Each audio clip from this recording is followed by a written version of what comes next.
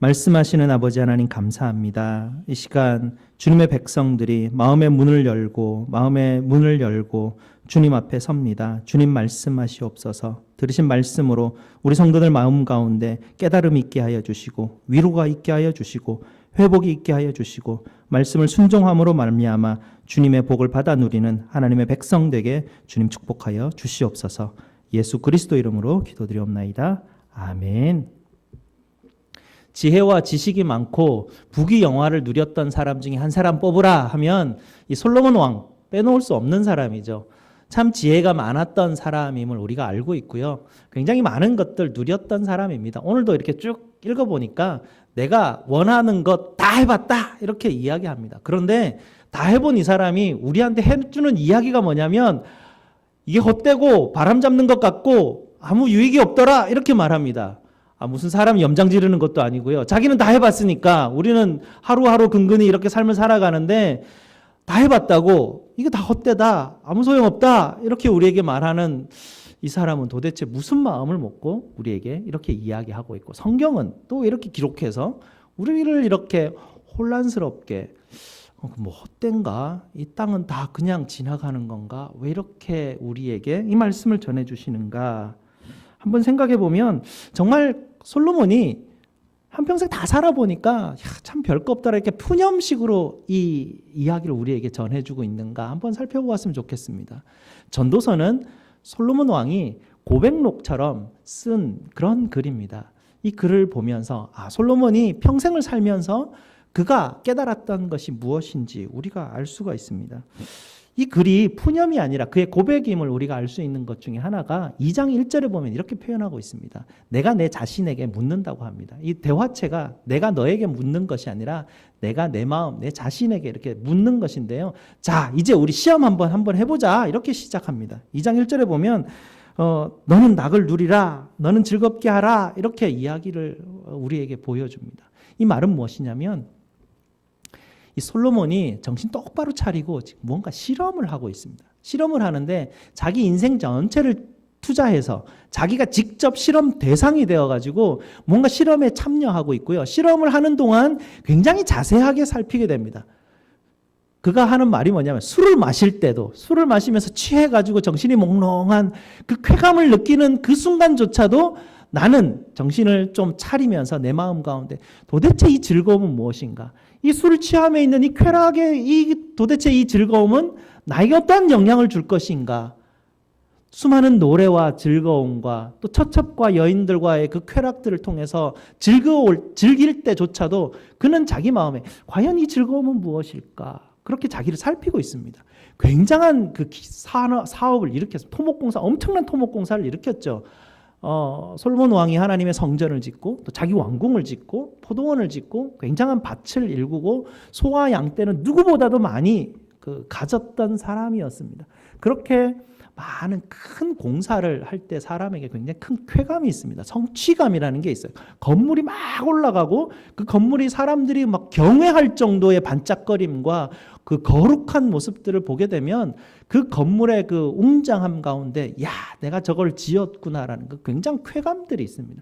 그 쾌감이 일어날 때도 자기 자신을 살펴보는 것입니다. 과연 이게 뭘까? 수많은 무역들을 하고 장사를 합니다. 그러면서 자기 창고 안에 은금과 수많은 보물들이 막 쌓아 올라가는 것을 봅니다. 여러분 통장에 숫자가 막 올라가면 기분이 굉장히 흐뭇한데 그 은금과 보물이 창고에 계속 차오를 때의 그 기쁨도 살펴보게 됩니다. 그 기쁨을 살펴보면서 이게 도대체 어떤 즐거움인가 한번 이 솔로몬 왕이 그것을 살펴보았다고 합니다. 그것을 다 살펴보고 난 다음에 실험 보고서를 한 줄로 요약합니다. 실험 보고서를 한 줄로 요약하는데 그게 2장 11절 마지막 말씀인데요. 한번 볼까요? 어떻게 요약했는가? 그 후에 내가 생각해 본즉 내 손으로 한 모든 일과 내가 수고한 모든 것이 다 헛되어 바람을 잡는 것이며 해 아래서 무익한 것이로다. 솔로몬이 다 실험해보고 난 다음에 이게 정말 헛된 것이다라고 표현하는 그 표현이 있습니다. 이것이 전도서 서론을 시작하면서 1장부터 앞부분에 오늘 읽지 않았던 앞부분에 보면 서론을 시작하는데 거기 보면 이 솔로몬의 고백이 나오는데요. 8절 말씀에 이렇게 고백하고 있습니다. 끝부분에 보면 이렇게 돼 있죠. 눈은 보아도 족함이 없고 귀는 들어도 가득 차지 아니하였도다.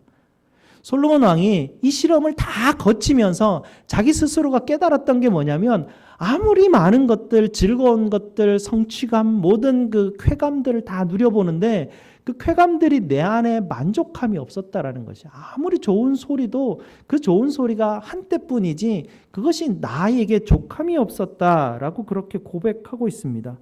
내 마음에 나를 채울 수 없는 엄청난 공허함이 있었더라라는 것을 발견한 것입니다. 그러다가 이 솔로몬이 행복을 지금 추구하고 있잖아요. 행복을 잡으려고 하고 있어요. 어떻게 하면 행복하게 될 것인가? 어떻게 하면 기쁘고 즐거운 삶을 살아갈 수 있을 것인가를 막 실험하고 막 쫓아가다가 행복을 못 잡고 애쓰고 있는 자기 자신을 발견합니다. 굉장히 중요한 그 전환점입니다. 자기의 시각이 완전히 바뀌게 됩니다. 초점을 향해서 나아가다가 초점을 못 잡는 자기 자신을 바라보는 것이죠. 오늘 본문 말씀을 보게 되면 그것을 고백하고 있는 그 내용들이 여기서 쭉 나오게 되는데 솔로몬이 이 글을 쓰면서 일부러 자기 자신에 대한 것을 강조합니다. 보면 내가, 나를 위하여, 내가 이런 얘기가 굉장히 많이 나옵니다. 그렇게 내가 무언가를 추구하고 잡으려고 하는 그 내가, 그것을 추구하는 그 내가 결국은 잡지 못하고 결국 그 나를 보게 되는, 그리고 그 나를 보면서 결국 그렇게 추구하고 아무것도 얻지 못하는 내가 얼마나 헛된가, 얼마나 무익한 일을 지금 내가 했는가, 그것을 돌아보면서 자기 스스로를 보게 됩니다. 우리가 왜 지혜를 얻고자 합니까? 지혜를 얻고자 하는 것은 세상에 많은 난제들이 있습니다. 그걸 어떻게 하면 한번 풀어볼 수 있을 것인가. 오늘 말씀에는 이렇게 되어 있죠. 15절 말씀에 구부러진 것, 그 다음에 모자란 것 이렇게 표현하고 있습니다. 세상에는 보면 구부러진 것, 모자란 것들이 있어요. 그 구부러진 것, 모자란 것들을 많이 공부하고 많은 지혜를 가지고 그것을 우리가 한번 풀어보려고 많은 과학자들이 연구하고 있고 수많은 그 사회학자들과 여러 철학자들이 그 질문에 대한 답을 가지려고 굉장히 많이 노력을 했습니다. 솔로몬도 마찬가지고요. 그렇게 그가 이 지혜를 가지고 세상에 무언가 난제를 내가 한번 풀어보리라 엄청나게 공부를 했는데 결과는 무엇입니까? 구부러진 걸 풀 수가 없었어요. 모자란 것을 세워서 채울 수가 없는 거예요. 아무리 자기의 지식을 가지고 공부해 볼지라도 내가 그것을 이 세상에 지금까지 살아왔던 누구보다도 많이 그 지혜와 지식을 소유했는데 하나도 해결을 못하는 것입니다. 자기는 다 해결할 줄 알고 기대했었는데 하나도 해결하지 못하니까 공부를 더하면 더할수록 더 그 나락으로 빠져들고 더 그 공허함으로 빠져들게 되는 그 자신을 보니까 공부해도 자꾸 소용도 없고 답도 안 나오니까 뭐예요? 고뇌와 고난이 심하였다. 이렇게 표현하고 있습니다. 그것이 무익하고 헛되었다. 이것이 솔로몬이 결국 자기가 실험했던 결과물로 우리에게 보여주고 있습니다. 내가 가질 수 없는 것을 가지려고 하는 마음이었어요. 이게 솔로몬이 지금 우리에게 뭘 얘기하냐면 아담이 선악을 알게 하는 나무의 열매를 따먹게 된 그 원인을 우리에게 좀 알려주고 있는 힌트인데요. 아담이 왜 선악을 알게 하는 나무를 왜 그것을 보암직해서 그것을 먹으려고 했을까? 하나님께서 이 땅을 다스리는 어떤 그 다스림이 굉장히 좋아 보였어요. 하나님이 분명히 자기에게 위임을 해서 이 땅을 잘 다스리라고 하셨는데 저 선악을 알게 하는 지식을 가지게 되면 정말 잘 다스릴 수 있을 것 같은 그런 느낌이 들었었거든요. 그래서 그 지혜를 가지는 거예요. 선악을 알게 하는 그 지식의 나무를 자기가 소유하려고 해요.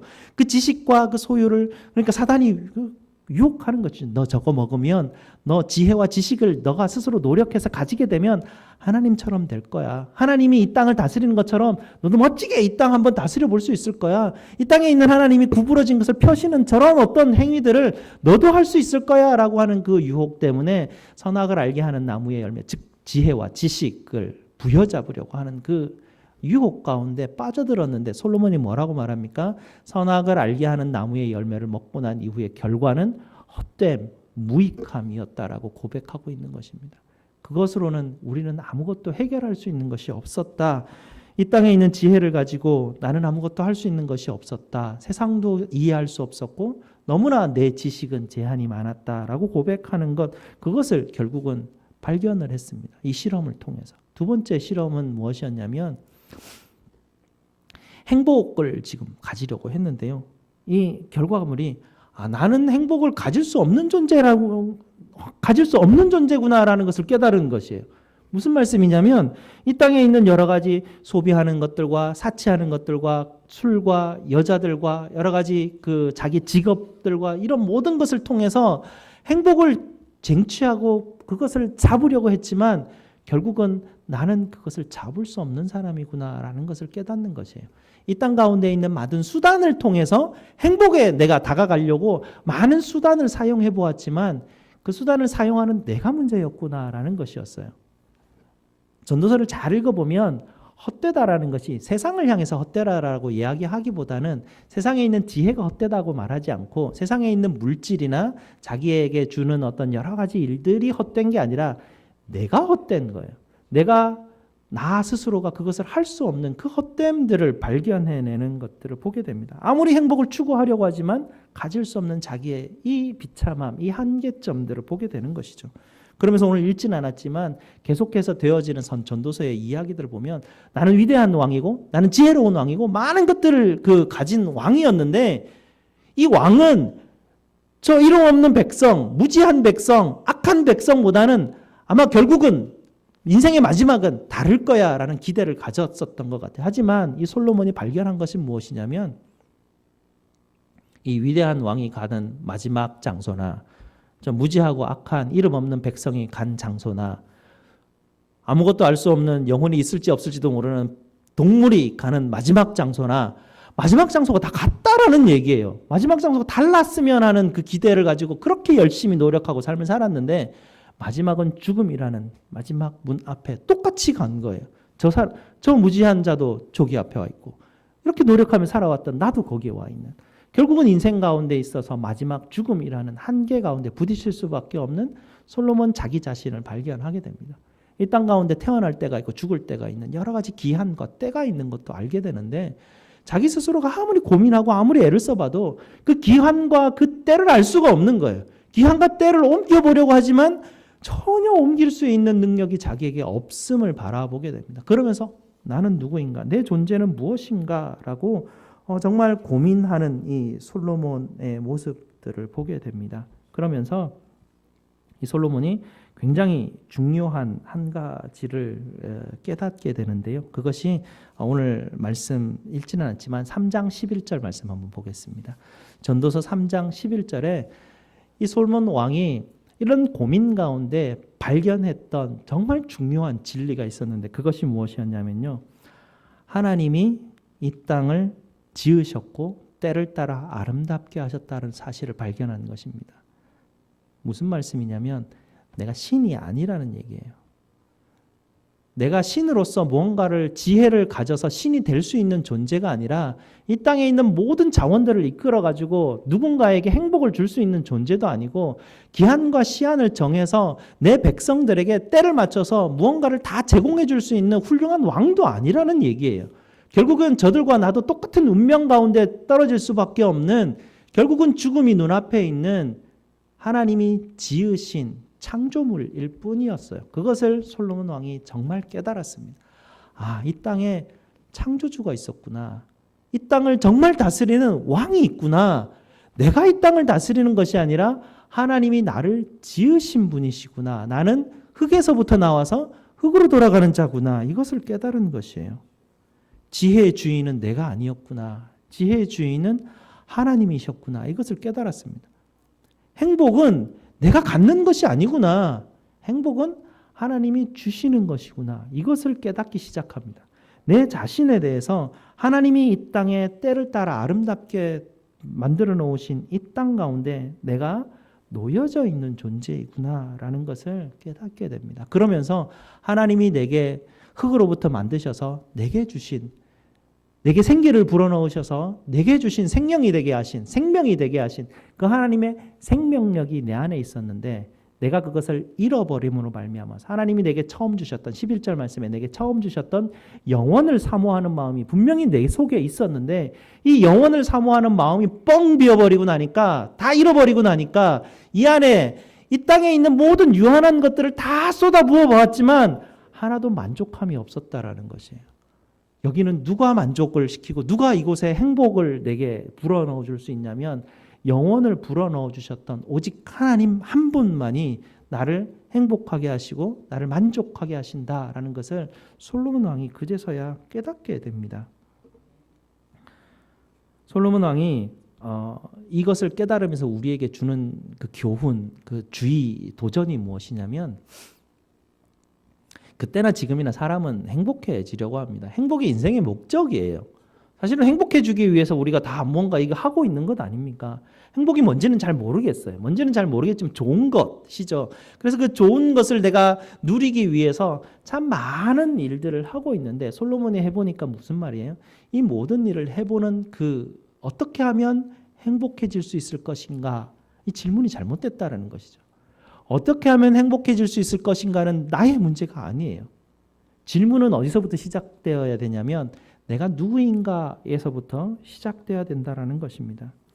삶의 목표가 어떻게 하면 행복을 가질 것인가가 아니라 삶의 목표의 설정이 잘못되어 있다는 것이죠. 할 수 없는 것을 하려고 하니까 이 갭 때문에 우리 가운데 엄청난 그 고난과 불만과 분노와 염려와 걱정들이 있었다라는 것이죠. 할 수 있는 것을 우리가 하게 되면 기뻐져요. 근데 할 수 있는 것, 여기 있는 것을 못한다면 이것은 이 갭 때문에 오는 그 불안함과 어려움들이 우리 속에 있다라는 것이죠.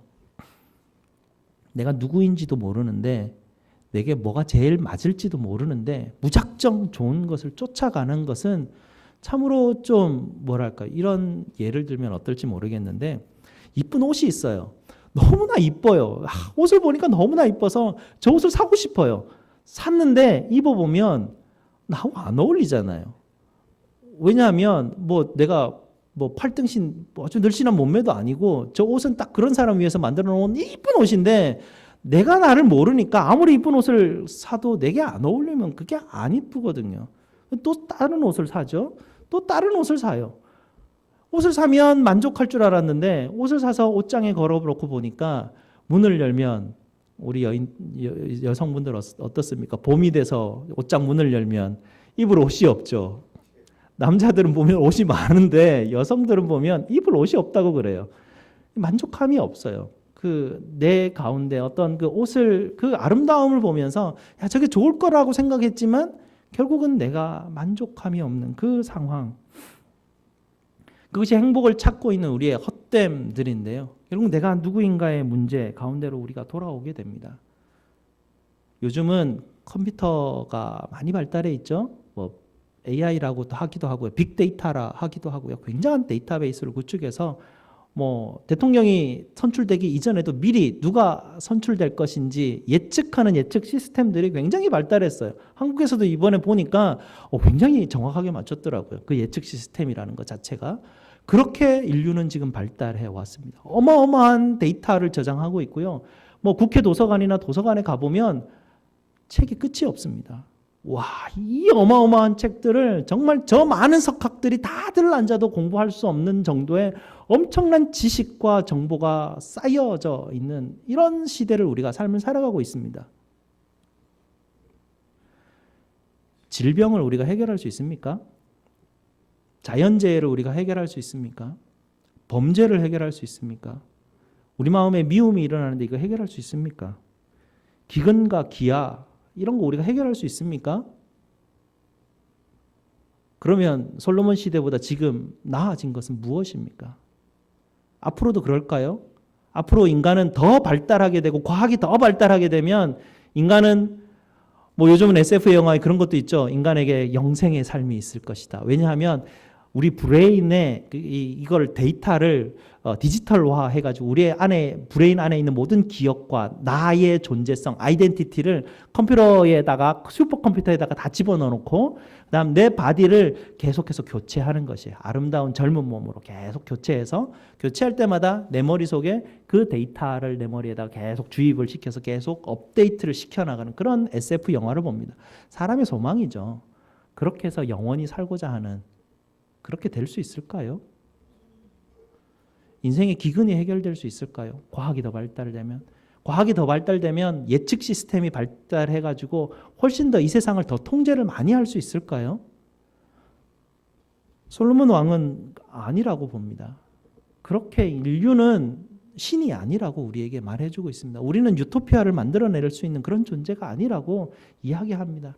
이 땅을 지으신 분이 있다라고 말합니다. 이 땅을 지으신 분이 있고 우리는 그분이 지은 사람들이고 우리는 흙에서부터 와서 흙으로 갈 수 있는 사람입니다. 그래서 솔로몬이 우리를 보면서 할 수 없는 것을 하려고 하는 신이 아닌 자가 신이 되려고 하는 우리를 보면서 헛되다, 무익하다 이렇게 이야기를 하는 것입니다. 우리 안에 무언가를 가지고 신이 되려고 하는 그 모습들 그것이 헛되니 그것을 내려놓으라 이렇게 우리에게 지금 이야기하고 있는 것입니다.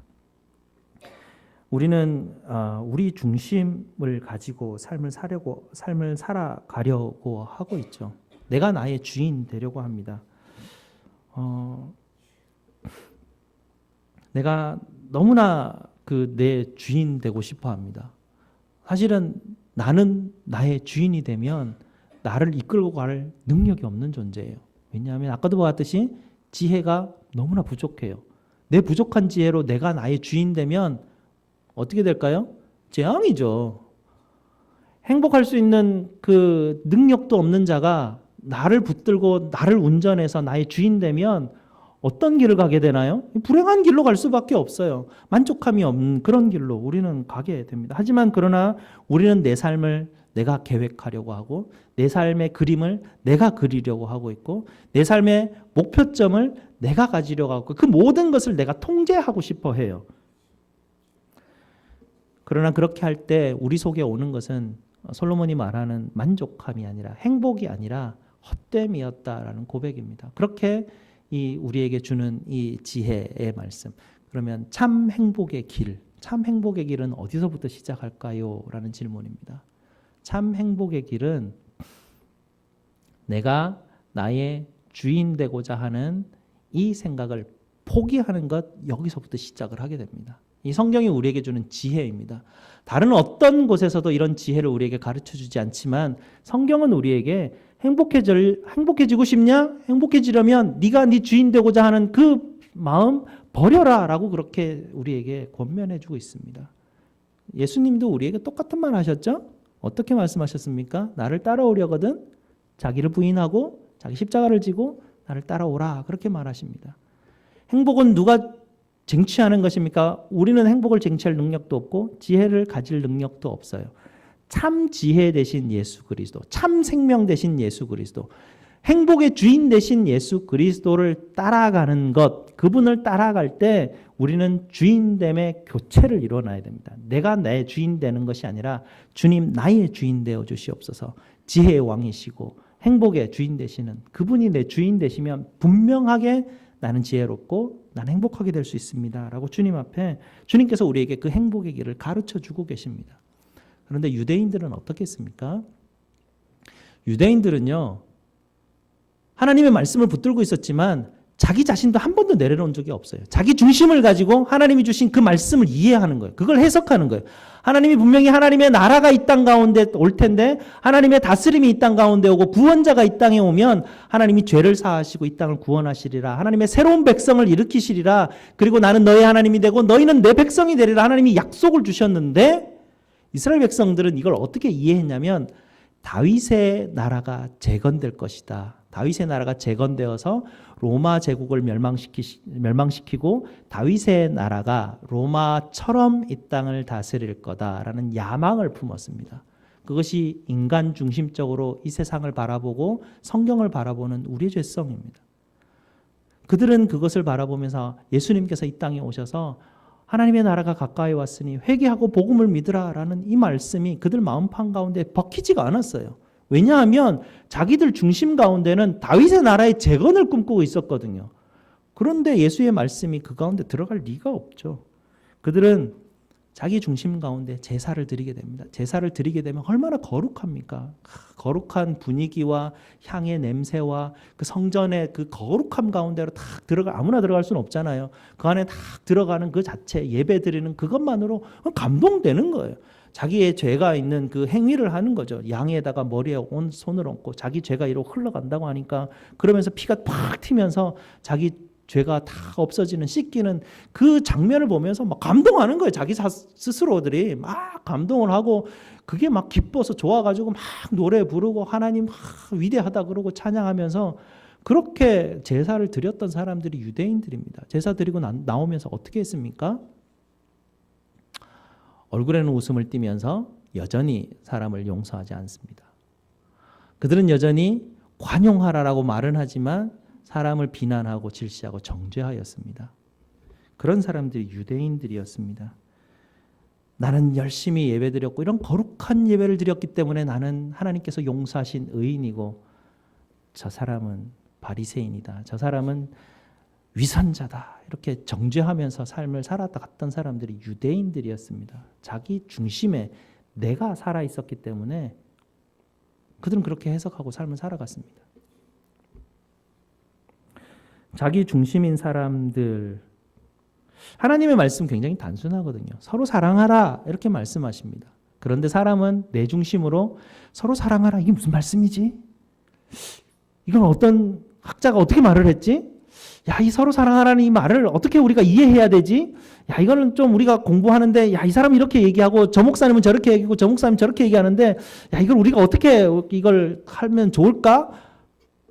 왜냐하면 내 중심으로 이걸 어떻게 한번 이렇게 이해해 보려고 하는, 그리고 재단을 해서 서로 사랑하라는 나 중심에서 이렇게 사랑하는 거구나라고 해서 내가 뭔가 해보려고 하는 마음이 내 안에 있기 때문에 단순하게 하나님께서 내게 주시는 말씀에 마음문이 이렇게 열려지지가 않아요. 그걸 어떻게 하면 내가 재단해서 내가 사용을 한번 해볼까라는 것이죠. 낮아져서 섬기라 주님께서 제자들에게 말씀하셨잖아요. 굉장히 복잡한 얘기 아니잖아요. 그런데 내가 중심이 있는 사람은 저게 무슨 오묘한 진리가 있을 텐데 예수님께서 왜 저랬을까? 왜 갑자기 일어나셔서 제자들의 발을 씻기셨을까? 저건 무슨 의미지? 온갖 그 해석 방법과 툴을 사용해가지고 그걸 막 해석해내고 공부하고 논문을 쓰고 막 엄청난 일들을 해냅니다. 그럼 뭐 합니까? 말씀이 내 마음 가운데 남아있지 않는데. 우리가 이렇게 헛된 존재입니다. 이렇게 내가 잡을 수 없는 것인데 내가 잡으려고 하는 사람들이 우리네 존재입니다. 그래서 솔로몬은 우리네 존재성을 향해서 내가 내 중심 되려고 하는 그 마음을 향해서 헛되다라고 말합니다. 무익하다라고 말합니다. 그게 아무 그 소용이 없다라는 얘기를 우리에게 말해주고 있습니다. 그럼 어떻게 해야 됩니까? 솔로몬 왕이 우리에게 주는 권면은 이것입니다. 오늘 하루 하나님께서 내게 주신 양식에 감사하라라고 말합니다. 그리고 오늘 하루 내가 하는 이 일, 내가 할 수 있는 것들을 통해서 하나님께서 주신 것으로 알고 만족해라라고 그렇게 말합니다. 하나님이 오늘 하루 내게 주신 나의 선물입니다. 하나님이 내게 맡겨주신 몫이에요. 그 몫을 감사하면서 살아라. 솔로몬 왕이 이 전도서 전체를 통해서 계속 반복해서 그 얘기를 하고 있습니다. 신약에도 마찬가지죠. 항상 기뻐하고 범사에 감사하고 항상 기도하고 하는 마음이 우리에게 항상 들어와 있는 것입니다. 계속 기뻐하고 감사하는 것이 하나님이 우리에게 주신 뜻이고 명령이세요. 내가 너에게 준 몫이에요. 내가 나에게 준 이 몫을 내가 누려야 되는데 내 몫이 아닌 저거를 부여잡으려고 하니까 잡히지도 않고 분노만 일어나고 염려와 걱정만 일어나서 아무것도 할 수 없는 무익한 자가 되는 것입니다. 하나님이 내게 주신 것을 기뻐하고 감사해야 됩니다. 페이스북이라는 게 있는데요. 거기 보면 친구들 이야기가 많이 올라옵니다. 주로 맛있는 먹는 사진도 올라오고요. 좋은데 여행 갔던 사진도 올라오고요. 가족들이 막 너무나 행복해서 웃는 얼굴에 사진들도 올라오고요. 뭐 예배 드리는 장면들도 올라오고요. 어떤 친구 목사님들 이 사진 보면 교회가 보면 꽤 커요. 뭐 뒤에 예배 드릴 때 설교할 때 모습도 막 찍어서 올리는데 보면 성도들도 굉장히 많이 앉아 있고요. 야, 쟤는 참 성공했다. 뭐 이런 느낌이 들 정도의 어떤 모습. 내게 주신 몫은 오늘 하루 이게 내 것이에요. 거기에 있는 다른 사람의 행복한 것을 보고 야, 내가 저것을 가져야 되는데 그건 그 사람의 몫이에요. 하나님이 그 사람에게 그때 준 몫이에요. 그리고 솔로몬 왕이 우리에게 주는 지혜가 7장 한번 보실래요? 7장 13절 14절 말씀에 보면 솔로몬 왕이 우리에게 주는 지혜가 있는데요. 7장 13절에 하나님께서 행하시는 일을 보라 라고 말합니다. 내가 하는 일을 보는 게 아니라 하나님이 행하실 일을 보라라는 것이죠. 어떤 일을 하십니까? 하나님이 형통한 날에 곤고한 날에 두 가지를 병행해서 주시는데 어떻게 주시는지 우리는 알 수 없어요. 그런데 형통한 날에 단순히 기뻐하는 것이에요. 야, 하나님이 내 기쁨 좀 있으면 뺏어갈 텐데 이거 어떻게 하나 전전긍긍하면서 노는 게 아니라 놀 때 놀아라는 얘기예요. 기쁠 때 기뻐하라는 얘기예요. 형통할 때 그 형통을 충분히 즐기라는 얘기예요. 그런 다음에 곤고한 날이 오면 자기 자신을 돌아보라라고 하는데 뭘 돌아봅니까? 내가 내 주인됨을 돌아보라라는 것이에요. 무슨 말씀입니까? 하나님이 곤고한 날 내가 잡으려고 하는 것을 잠시 가져가세요. 그분이 뺏어가서 없애버리는 게 아니라 잠시 가져가세요. 잠시 가져갈 때 내게 오는 그 욕구가 뭐냐면 잡으려고 하는 거죠. 그거 내 거니까 가져가지 마세요, 하나님. 이렇게 반응하는 나를 보라는 얘기예요. 그게 내 헛됨이라는 얘기를 하나님 앞에 하나님께서 나의 나 존재성을 깨달으라는 얘기, 그걸 깨닫게 하기 위해서 하나님이 잠시 그 고난의 그 곤고한 나를 사용을 하셔요. 그래야만 연약한 우리가 얼마나 헛된 존재인가를 깨닫고 하나님 앞에 설 수 있고 하나님 앞에 서야 행복해지기 때문에 하나님이 우리의 유익을 위해서 곤고한 날을 허락을 해 주셔요. 곤고한 날 불안해하지 마세요. 그래서 곤고한 날에는 야, 내가 하나님이 이거 뺏어가는 거 내가 얼마나 부여잡으려고 하는지에 대한 내 살아있는, 평소에 모르잖아요. 내가 얼마나 살아있는지. 근데 하나님이 한번 슉 가져가면 알아요. 이거 얼마나 내가 부여잡기로 원했는지. 그 부분을 하나님께서 우리에게 가르쳐 주시기를 원하셔요. 행복의 길의 시작은 내가 내 주인 되는 걸 포기하는 것부터 시작합니다. 그리고 행복의 길은 내가 이루는 것이 아니라 하나님이 내게 주시는 것입니다. 그래서 우리는 하나님을 바라볼 뿐이죠. 그래서 참된 행복의 길은 하나님께 있습니다. 이 땅에 있는 것들 가지고 내가 뭘 어떻게 할 수 있는 게 아니에요. 내 존재성의 연약함을 깨닫고 곤고한 날 가운데 내가 얼마나 주인 되는지를 알고 이 형통한 날의 기뻐함으로 주님 앞에 나갈 때 그게 내게 주신 하나님의 몫이에요. 이 하나님의 목, 하나님의 축복 받아 누리시는 저와 여러분 되시기를 주님의 이름으로 축복합니다. 기도하시겠습니다.